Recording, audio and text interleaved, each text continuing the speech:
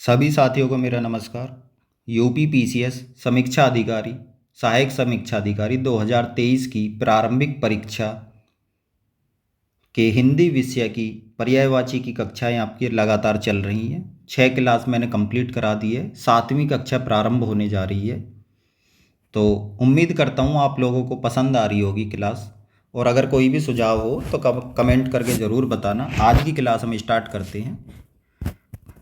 पिछली क्लास के अंदर हमने चंद्रमा के पर्यायवाची और रात के पर्यायवाची और अनेकों पर्यायवाची करे थे। आज हम तम की तरफ चलते हैं। जैसा कि मैंने पिछली क्लास में भी आपको बताया था कि तम किसका होता है, अंधकार का होता है पर्यायवाची, क्योंकि गौतम से बना है। एक बार फिर से बता देते हैं, अगर आपने नहीं देखा है तो गौतम जो ऋषि थे उनका नाम जो था वो गो प्लस तम से बना, गौतम। तम का मतलब अंधकार होता है और गो का मतलब जाना, तो अंधकार के जो परे जाए वो गौतम कहलाते हैं। तो तम वहीं से देखते हैं हम लोग। तम में धुआंत, जहाँ धुएं का अंत हो, धुआं समझते हो ना आप लोग, जहाँ धुआं दिखाई ना देता हो तो उसको अंधकार बोला जाता है। तय, तिमिर, तमस, अंधेरा और अंधकार तो याद होगा आप लोग। देखिए, जब धुएं का जहाँ अंत नहीं है, क्या उस चीज़ को आप तय कर सकते हैं?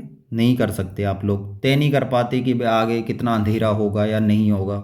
ठीक है, अंधकार में धुआं दिखता है। आपने काफ़ी फिल्में देखी होंगी, जिन फिल्मों के अंदर जब भूत की एंट्री होती है तो आपने देखा होगा धुआं ही धुआं है चारों तरफ और एकदम अचानक से आ जाता है। ठीक है, हालांकि अब तो आप लोग बड़े हो गए, अब पता लगा लेते हो कि हाँ भाई यहाँ पे भूत हो सकता है। लेकिन पहले बचपन में तो काफ़ी ज़्यादा डरते थे कि पता नहीं किधर से आ जाएगा। ठीक है, तो तय नहीं कर सकते। तिमिर अंधकार का ही है। अगर अलंकार आपने पढ़े होंगे तो तिमिर आपको याद होगा। तमस, तम आ गया यहाँ पे, तो तम से तमस। ठीक है, उसके बाद में अगर आपने तय और तिमिर नहीं पढ़ा है तो इन दोनों को आप पढ़ सकते हैं। बाकी इसमें ऐसा कुछ है नहीं जो आपको याद करना है। नेक्स्ट देखते हैं हम अंधा। अंधा में प्रज्ञा चक्षु बहुत इंपॉर्टेंट है। प्रज्ञा चक्षु, अगर आप शब्द को तोड़ोगे तो नहीं समझ पाओगे। चक्षु का मतलब आपकी आंखें होता है और प्रज्ञा बुद्धि को कहते हैं, समझ को कहते हैं। तो अब प्रज्ञा चक्षु से अंधा कैसे बना? नहीं, तो चक्षुहीन कहते हैं। ये आपने सुना होगा कि चक्षुहीन का मतलब है जिसकी आंखें ना हो, जिसको ना दिख रहा हो, वो अंधा। नेत्रहीन भी कहते हैं। तो प्रज्ञा चक्षु इंपॉर्टेंट है, जिसको आपको याद करना। अगला देखेंगे चंद्रिका। चंद्रिका में क्या क्या आता है? कौमुदी, ज्योत्सना। ज्योत्सना का सही वर्तनी यही है, आधा तय और आधा से आता है, याद रखना। अंजोरिया, जुन्हाई, अमृत तरंगिनी, राका। मैंने बताया राका का मतलब चांदनी रात, राका कहो, चांदनी कहो। चंद्रकला, चंद्र तप और चंद्र मरीचि। तो चंद्रिका के पर्यायवाची आप लोग देख लेना। अगर परेशानी हो तो बता देना, मैं आपको याद करा दूंगा। आगे बढ़ते हैं हम। जो आज के हमारे मेन पर्यायवाची, देखिए दिन, दिवाकर, ये सूर्य के पर्यायवाची करने की कोशिश करेंगे, इसीलिए थोड़ी तेज गति से चलते हैं। जैसे चंदन के पर्यायवाची हम देखें। अब हम चंदन के क्या क्या पर्यायवाची हो सकते हैं? तमाल, संदल, श्रीखंड, मलयज, गंधसार।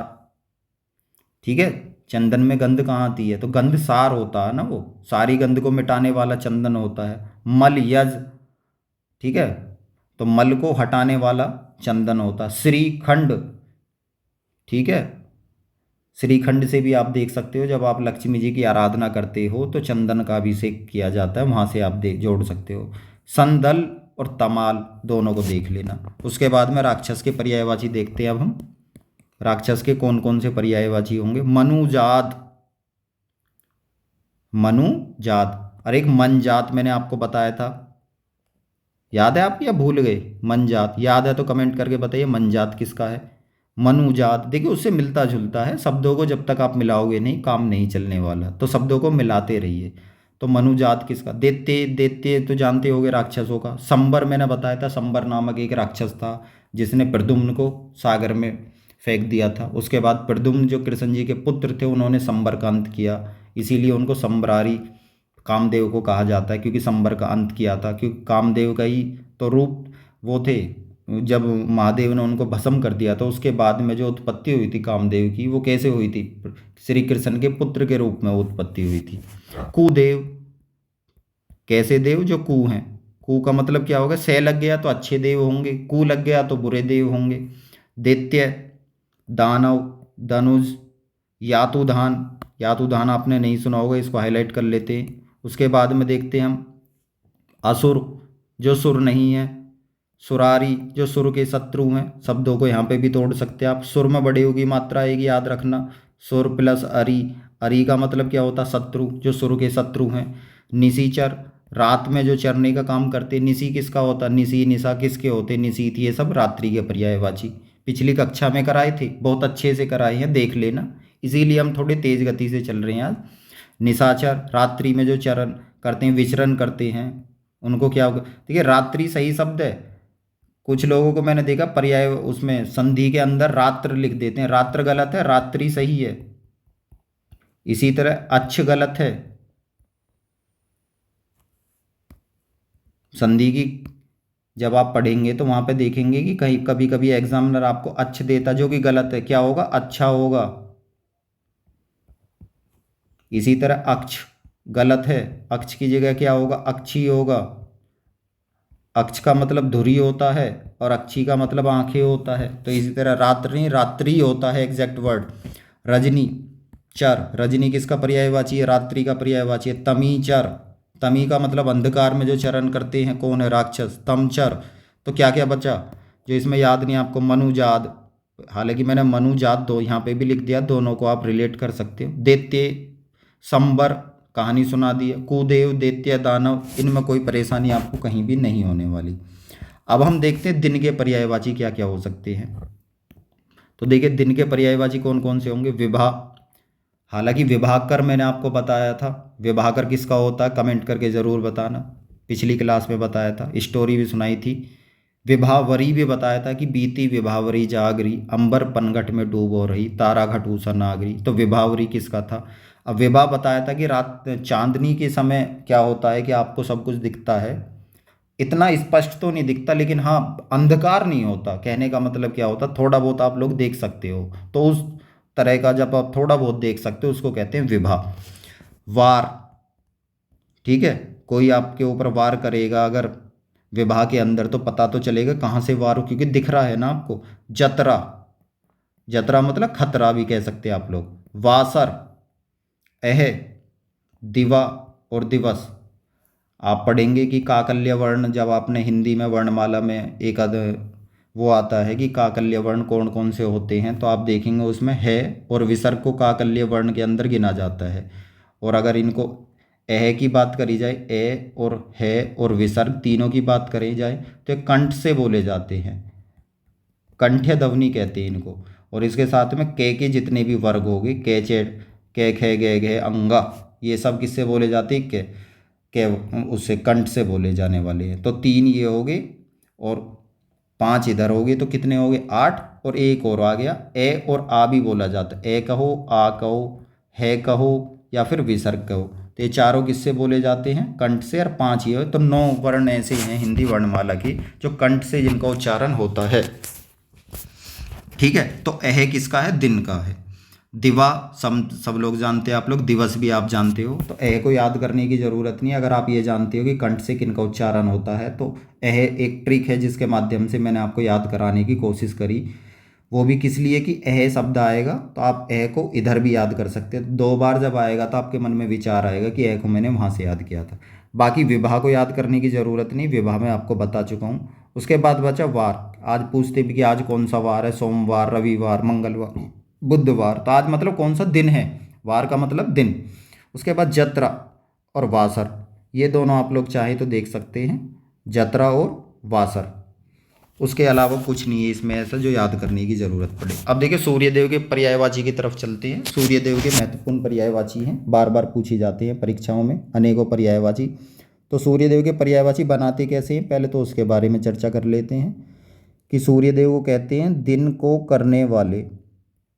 दिन के आगे क्या लगा दोगे आप, कर। दिन को करने वाले, दिन के ईश्वर भी मैं कह सकता हूँ, दिन के कांत में कह सकता हूँ, दिन के नाथ में कह सकता हूँ, और दिन के पति भी कह सकता हूँ। अगर आपने दिन के पर्यायवाची देख लिए तो सूर्य के पर्यायवाची आपको आसानी से याद हो जाएंगे। जैसे कि पहला आता है हमारा अंशुमान। अंशु को तो मानना पड़ेगा भाई, अंशु का मतलब क्या है, किरण। ठीक है, तो किरण को क्या कहते हैं? अंशु। अंशुमान, अंशुमाली, सहस्रांशु, सहस्र जिसमें अंश हो, मतलब किरण, किरणें। सहस्त्र का मतलब क्या हो गया? जिसमें अनेकों किरणें हों। हालांकि सहस्त्र का मतलब तो 1000 होता, लेकिन सहस्त्र में मतलब देखिए सै में रे लगी हुई है यहाँ पे, और वहाँ सहस्त्र त्रय की चर्चा की जाती है, तो यहाँ पे सहस्त्र अंशु है ये, सहस्त्र धन अंशु। ठीक है, तो इसका मतलब क्या होगा? जिसमें सहस्त्र अंशु हो, अनेकों किरणें हो, तो वो क्या है? सूर्य देव में अनेकों किरणें होती हैं। आदित्य क्यों कहते हैं? क्योंकि माता अदिति के पुत्र थे, जिसकी वजह से आदित्य इनको कहा जाता है। और आदित्य मैंने किसका पर्यायवाची बताया था आपको? देवों के पर्यायवाची भी बताए थे, क्योंकि आदित्य देवी तो हैं। रवि आप लोग जानते होंगे, भानु भी आपने पढ़ा होगा, भानु, भास्कर, दिवाकर, दिनकर, ये सब। अर्घ किसको देते हो आप? सुबह सुबह जो अर्घ देते हो, ठीक है, एक लोटे में गंगा जल या जल लेकर के जब आप सूर्य देव को अर्घ दिया जाता है तो उसको अर्घ बोलते हैं। ठीक है, सप्तासव, सप्त अश्व, यहाँ से तोड़ो शब्दों को, सप्त प्लस अश्व, इनका जो रथ है उसमें कितने घोड़े हैं? 7 घोड़े बताए जाते हैं। उसके बाद में मिहिर, मिहिर नहीं सुना होगा आपने, इसको याद कर लेना। कालिंदा बहुत इंपॉर्टेंट है, अगर कालिंदा आप लोग याद कर लेंगे तो कालिंद जा याद करने में परेशानी नहीं होगी, क्योंकि कालिंद जा किसका होगा? जो इनकी पुत्री होगी, और पुत्री कौन है उसके बारे में भी हम चर्चा करेंगे। उसके बाद आता है पतंग।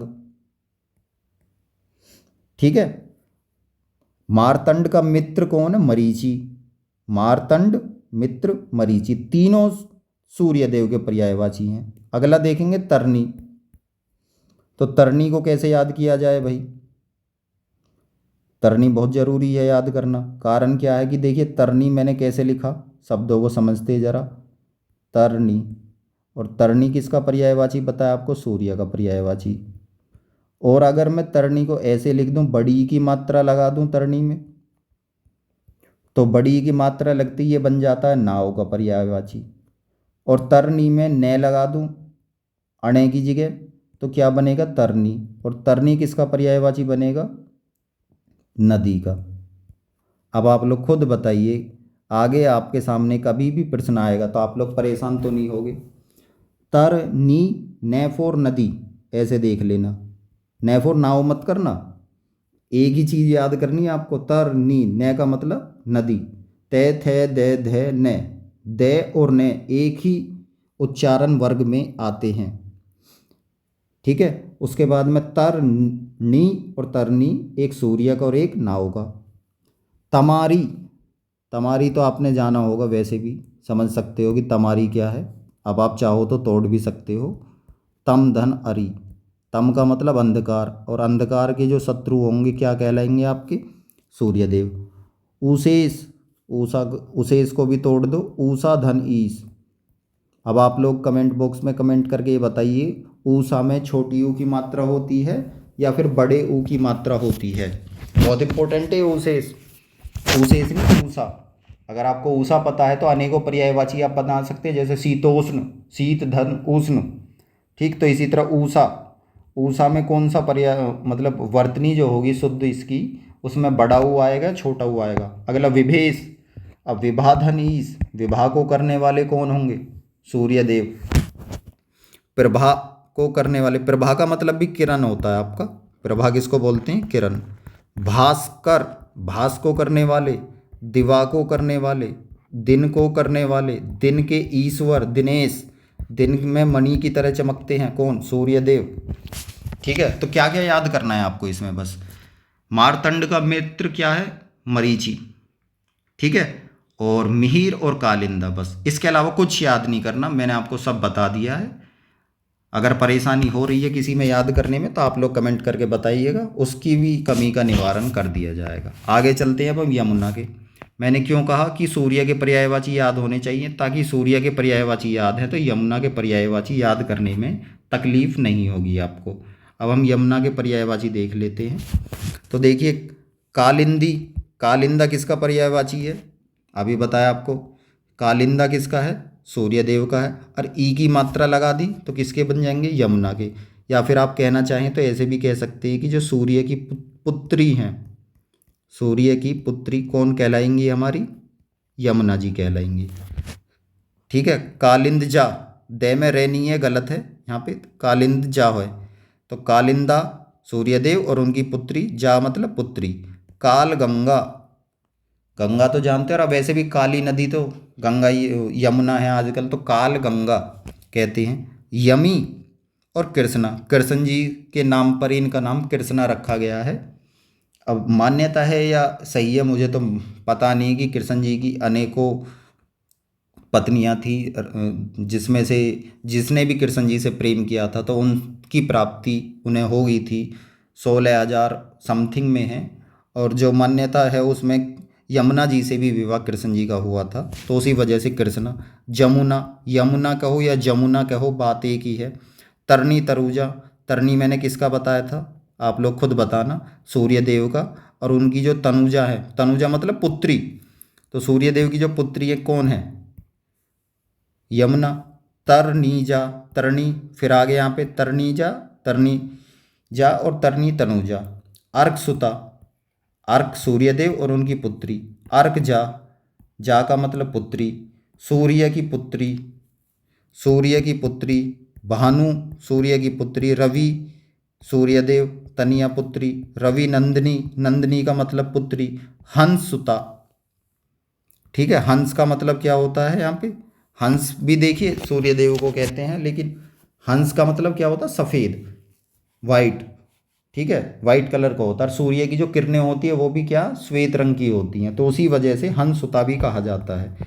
तो क्या क्या बचा सूर्य पुत्री के याद करने के लिए? यमुना के जितने भी पर्यायवाची, मुझे नहीं लगता इसमें एक भी ऐसा बचा होगा जो आपने अगर सूर्यदेव के पर्यायवाची कर लिए तो कहीं भी आपको याद करने में परेशानी आई होगी। ठीक है, अब हम आगे चलते हैं, अगले पर्यायवाची की तरफ चलते हैं। देखिए साथियों, आज कुछ महत्वपूर्ण कार्य की वजह से आज की क्लास यहीं तक रोकी जाती है। अगली क्लास आपकी कल फिर आएगी, तो तब तक आप लोग ऐसे ही प्यार बनाए रखें और वीडियो को शेयर ज़रूर करते रहें। तो आज के लिए यहीं तक, बाकी मुलाकात कल करते हैं। आप सभी को मेरा नमस्कार।